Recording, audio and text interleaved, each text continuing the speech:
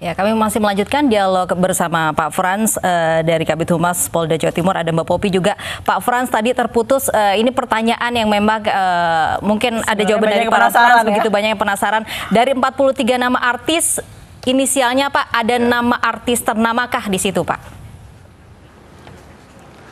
Begini, tadi pimpinan menyampaikan begitu, biarlah nanti ini secara natural akan berjalan sebagaimana apa yang saya sampaikan dari awal, bahwa penyidik ini juga manusia, punya keterbatasan dan lain sebagainya. Saat sekarang memang kita fokus kepada ES dan TN. Nama-nama itu akan disampaikan nanti oleh pimpinan kami, oleh Bapak Kapolda sendiri. Ya, maaf belum bisa membuka ini. Dan kita butuh, ketika kita membuka inisial dan nama, itu berarti polisi sudah memiliki bukti yang ada, lebih kuat. Artinya bukti yang lain yang sudah kita dapatkan, selain daripada nama jaringan itu, juga ada bukti bahwa yang bersangkutan memang melakukan sama seperti yang lainnya. Tapi ada nama artis ternama ya, Pak? Biarlah pimpinan yang buka. Baik. Tertawanya Bapak tuh menggambarkan bahwa kalimat tersebut ada benarnya. Itu jawaban dari pakar micro expression ya. Oke. Pak Frans, kalau untuk pengguna jasa sendiri saat ini statusnya juga masih saksi, Pak? Pengguna jasa itu tadi sudah disampaikan ya oleh Pak Karopenmas kita, bahwa apa yang kita lakukan ini semata-mata adalah melaksanakan regulasi yang ada. Seandainya memang ada barang siapa menggunakan jasa ini dan sebagainya akan dilakukan hukuman sekian, itu akan kita terapkan. Sayangnya memang regulasi itu tidak ada.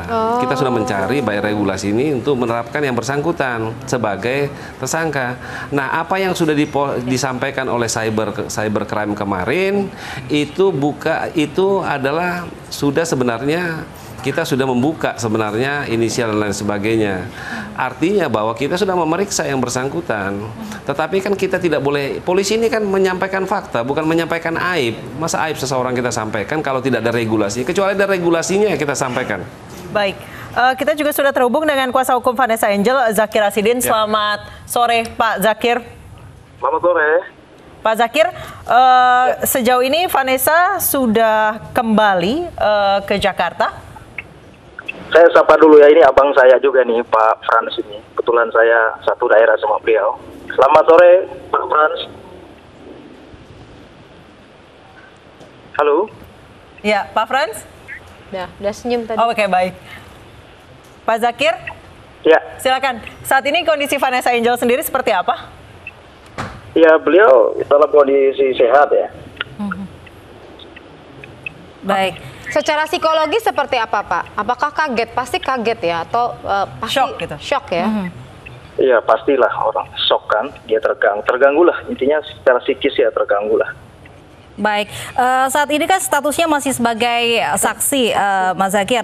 Apa langkah hukum selanjutnya akan ditempuh oleh kuasa hukum dari Vanessa Angel?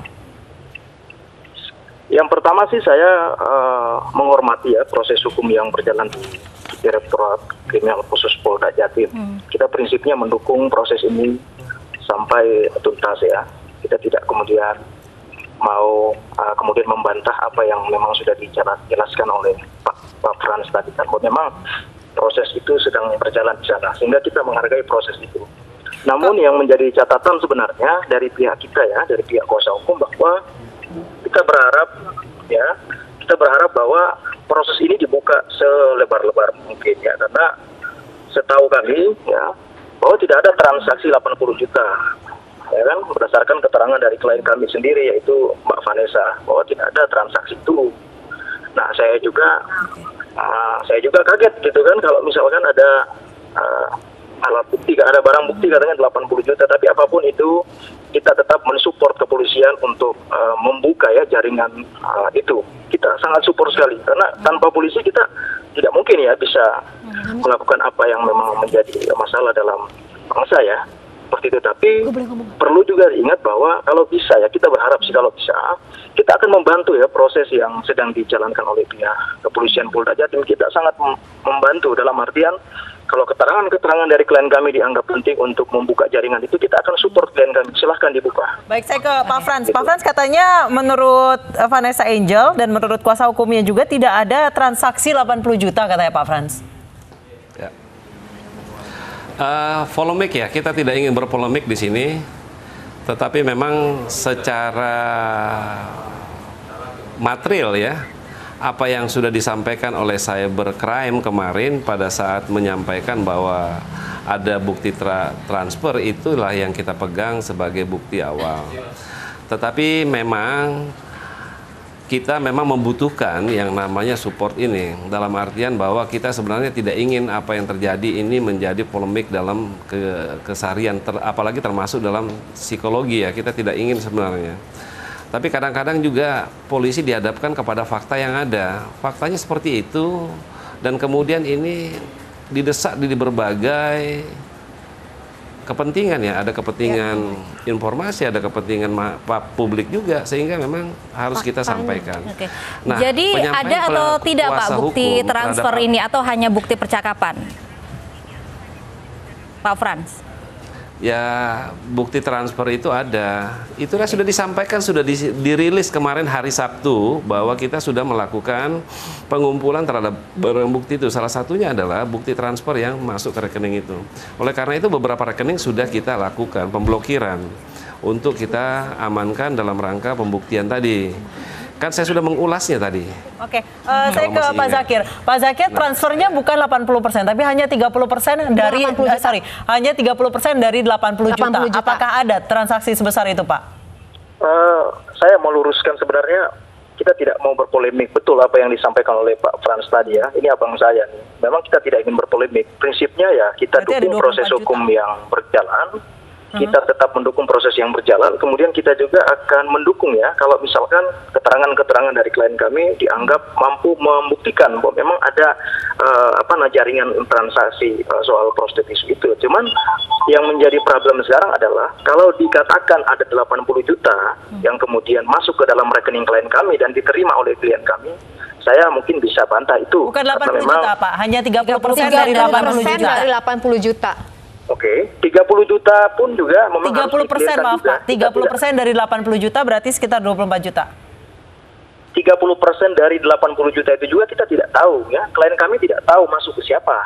Makanya sampai hari ini, mohon maaf saya harus jelaskan kembali, sampai hari ini persoalan 30% yang katanya ditransferkan ke rekening Vanessa itu sama sekali tidak ada.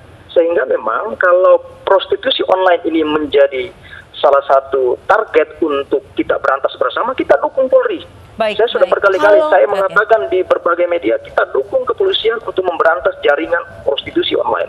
Tetapi di satu sisi saya berharap agar supaya sisi-sisi kemanusiaan juga dikedepankan, karena sanksi hukum mungkin ya bisa dikatakan perlu pertimbangan yang matang untuk dikaitkan dengan klien kami, tapi secara sosial saya katakan bahwa hari ini sudah hancur sekali namanya. Tapi jadi pengakuan-pengakuan apa saja yang diutarakan Vanessa Angel terhadap Anda? Ya, prinsipnya klien kami menjelaskan terkait peristiwa itu. Dia ke Surabaya dalam rangka apa, siapa yang mengundang, dalam rangka apa, Pak, ke Surabaya, Pak? Apa, gitu.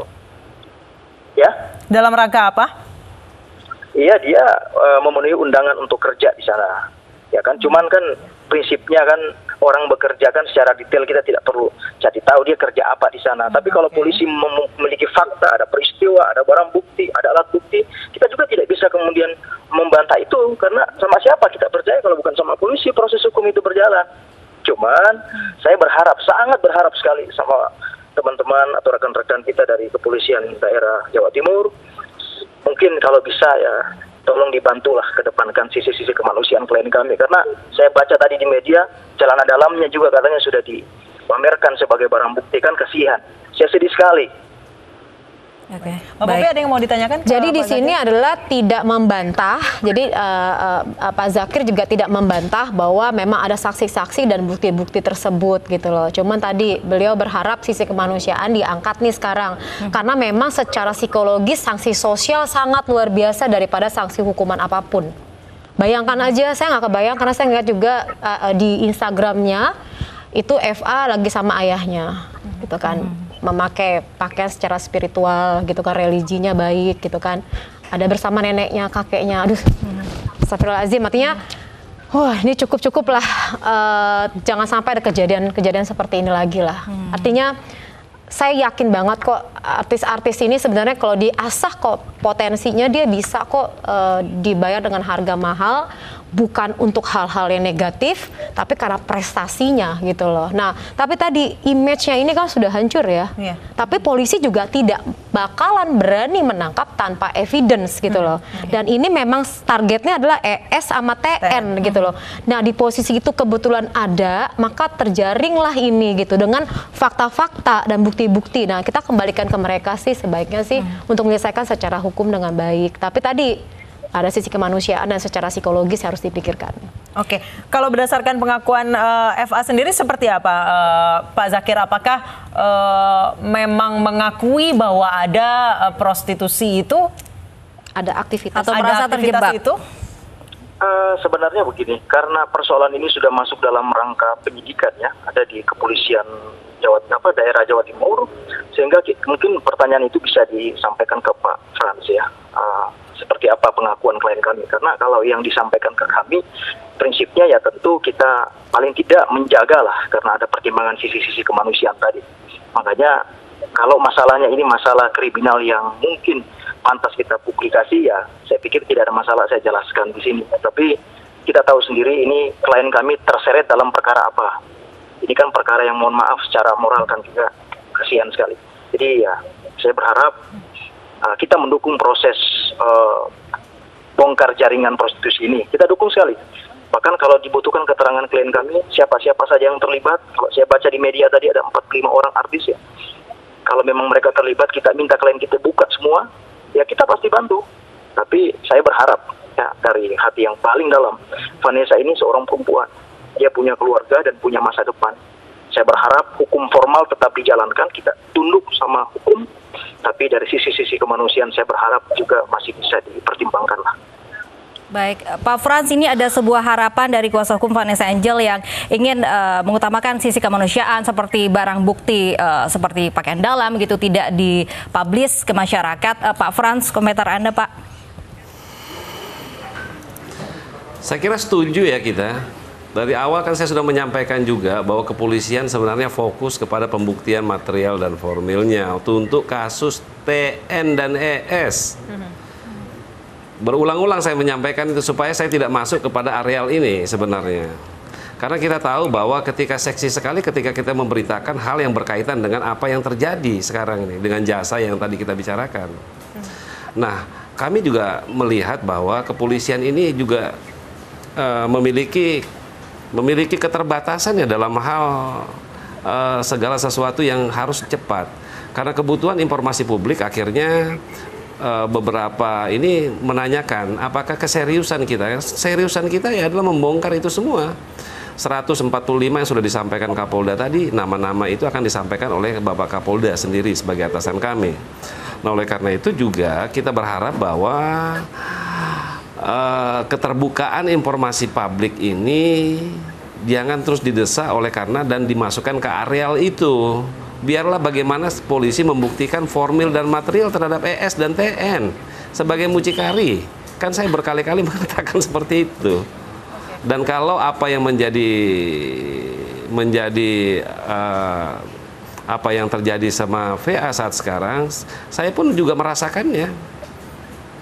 Bahwa kita juga kepolisian ini kan punya hati nurani juga. Oleh karena itu jangan digiring. Kita mengharapkan lah semua media jangan menggiring ke arah sana. Oke, baik, saya ke Mbak Popi.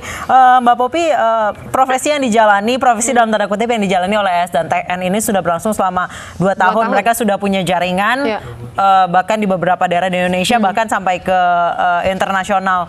Berarti ini sudah menjadi pekerjaan utama mereka dalam tanda kutip menjajakan para artis dengan harga yang fantastis. Berarti pasarnya sendiri sudah kencang dong sebenarnya. Jelas, karena saat tadi kan sudah disampaikan oleh Pak Frans bahwa sampai ada media sosialnya khusus dengan postingan-postingannya, berarti udah profesional banget, udah 2 tahun menjalani, udah nerima hasil. Jadi arah menuju untuk hukum-hukum ke arah sana bahwa ia benar-benar berprofesi itu udah menuju ke arah sana gitu lah. Nah, tapi tadi ya bahwa daftar listnya ini ada, saya cuma berpikir nih profesi ini menggiurkankah sampai angkanya sedemikian fantastis gitu kan? Nah, teman-teman katakanlah ya artis yang terjebak sama kondisi tuntutan hidup dan lain-lain akhirnya tergiur dengan kondisi ini gitu loh. Dan mereka mungkin akan berpikir bahwa ini akan senyap, tidak ada yang tahu. Tapi ternyata moga-moga dengan ada peristiwa ini membuat mereka berpikir lagi berkali-kali, beribu kali karena dampaknya bisa terbongkar seperti ini gitu. Baik, semoga ini bisa menjadi pelajaran ke depannya dan kita bisa membongkar prostitusi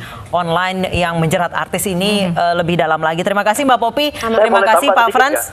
Terima kasih Pak Zakir telah bergabung bersama kami di iNews Sore. Dan pemirsa, usai jeda Wasekjen Partai Demokrat Andi Arief batal melaporkan sejumlah orang yang menuduhnya menyebarkan hoax. Informasinya akan hadir usai jeda berikut ini. Terima kasih Mbak Popi.